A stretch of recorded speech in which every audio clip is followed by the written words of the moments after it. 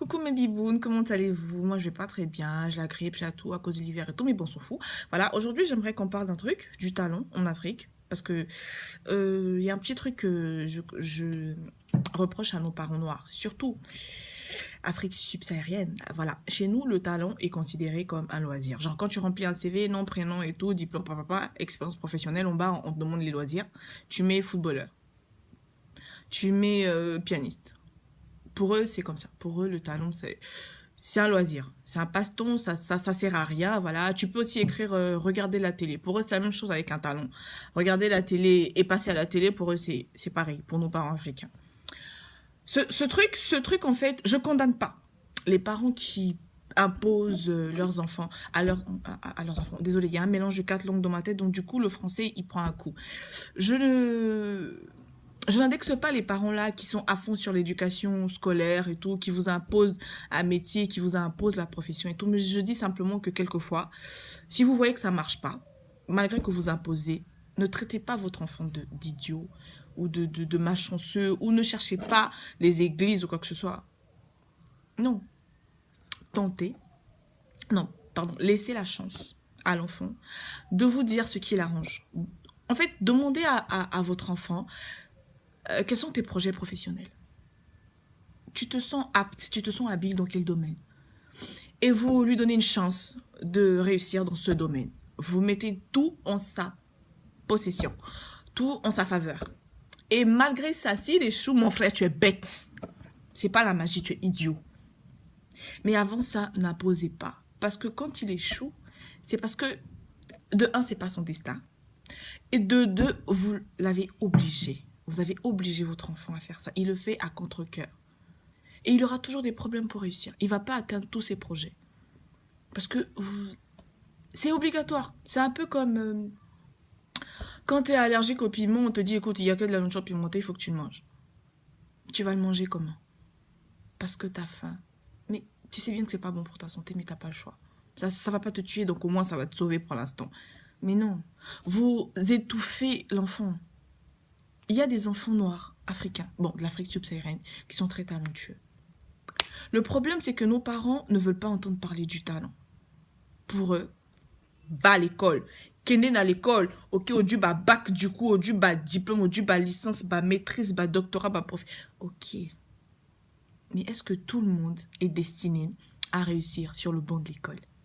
That is the question. Est-ce que tout le monde est destiné à passer par l'école pour atteindre ses objectifs ou pour marcher sur le chemin que Dieu a tracé pour lui. Je parle pas souvent de Dieu dans mes vidéos parce que la majorité des blogueurs ils font ça. Donc du coup ça va ressembler à une répétition répétitive, au moins répétitive et c'est saoulant. Donc je viens d'une famille très pieuse. Je tiens à le préciser. Voilà. Mais c'est pas mon truc. Pour moi la religion c'est quelque chose d'intime. C'est entre Dieu et moi. Voilà. Donc revenons à nos poules, nos moutons, je sais pas ce que vous voulez, nos crocodiles. Voilà, le talent, je demande aux parents, s'il vous plaît, quand l'enfant atteint un certain bagage, collectionner un certain bagage intellectuel, genre il arrive au BTS ou à la licence, posez-lui la question de savoir. Cherchez à l'écouter, cherchez à savoir quels sont ses projets professionnels. Il est apte à faire quoi? Vous savez, il y a deux sortes d'intelligence pour moi. Tu peux être un super dos à l'école, mais dans la vie courante, t'es bête. Genre, tu rencontres un problème. Je prends l'exemple d'une femme mariée. Elle est calée. Elle a été 5 fois ministre de l'enseignement dans sa vie, 10 fois ministre de l'Intérieur ou ce que vous voulez, je sais pas quoi, je n'ai rien à foutre, je suis pas politique. Voilà. C'est une femme bien calée, mais son mari, il a un problème avec la justice. Du coup, les huissiers, ils arrivent. Ils disent, ah ouais, madame, écoute, il faut que tu signes ce papier parce qu'il y a ton mari là, voilà, on doit mettre votre maison en hypothèque. La meuf, tellement elle panique, elle signe le papier parce qu'elle a confiance au papier. Elle a confiance à l'huissier. Elle se dit que s'il vient dire ça, c'est qu'il a étudié. Il connaît son boulot. Elle va signer le papier. Et après, son mari rentre. Elle dit, mais écoute, attends, t'es pas en tôle, toi? Elle dit, mais putain, mais elle vient de signer un virement bancaire. Son mari est banquier et elle a signé un virement bancaire de 3 millions de dollars. La femme soi-disant super intelligente. Mais là, si elle avait été aussi intelligente dans la vie courante, elle devait prendre le soin malgré tous ses diplômes, de lire le papier, d'appeler son mari, peu importe la pression des huissiers, de chercher à comprendre. Moi, à sa place, j'allais dire aux huissiers que je ne suis pas au courant. Mon mari, il est parti au travail ce matin. Et si vous l'avez arrêté, allez le voir, il va signer votre papier. Moi, je n'ai pas le droit de le signer. Elle a signé. Et les deux, ils sont mariés sous le régime de communauté de biens. Ça fait que vraiment, et la femme et le mari, ils se sont retrouvés en tôle. Vraiment, c'était une histoire chelou. Tout ça à cause d'une putain de signature de merde. Donc, c'est un exemple sur 1 million. C'est juste pour illustrer ce que je veux dire. Il faut être intelligent un peu partout. On ne peut pas être surdoué, on ne peut pas être parfait dans tous les domaines. Mais au moins, être intelligent partout. Et ça, on a besoin de l'aide de nos parents. Comprenez les enfants. Quand un enfant décide d'arrêter les cours pour se mettre dans la comédie, pour se mettre dans le football, pour se mettre dans, je sais pas. En tout cas, quand il prend le risque parce que c'est un risque, il décide de mettre fin à ses études. Laissez-le tenter sa chance. Qu'il ne tente rien à rien. À condition que vous soyez sûr que vous avez donné une bonne éducation à votre enfant. Vous savez que mon fils, il a le souci de la réussite. Alors laissez-le aller jusqu'au bout de ses idées.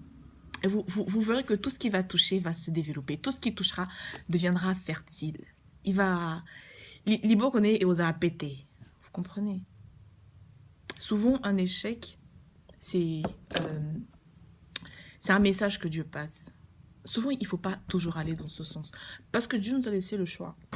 Il ne va pas passer toute sa vie à surveiller ton enfant sur toute la planète terrestre avec tous les problèmes qu'on a. C'est vrai, il est omnipotent, omniprésent, mais il ne faut pas le faire chier non plus.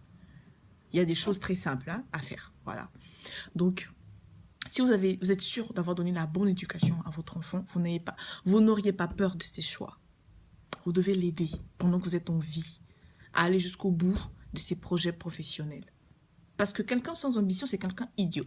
Excusez-moi, mais voilà. Les gens sans ambition, sans projet, c'est des gens qui n'ont rien dans la cervelle. Peu importe le nombre de diplômes qu'ils ont, ils sont teubés. Donc, les chers parents, parce que je m'adresse surtout aux parents, poussez l'enfant à atteindre un certain niveau scolaire. Parce que le diplôme, après le bac, c'est la garantie. C'est une garantie au cas où ton talent ne te paye pas, au moins tu vas aller à l'école. Au moins tu vas te servir. Au moins tu as de quoi manger. Mais ne l'étouffez pas après ça. Ne l'étouffez pas. Laissez-le se développer. Vous verrez qu'il fera des merveilles. Merci beaucoup. Laissez des commentaires, un like. Merci, bisous.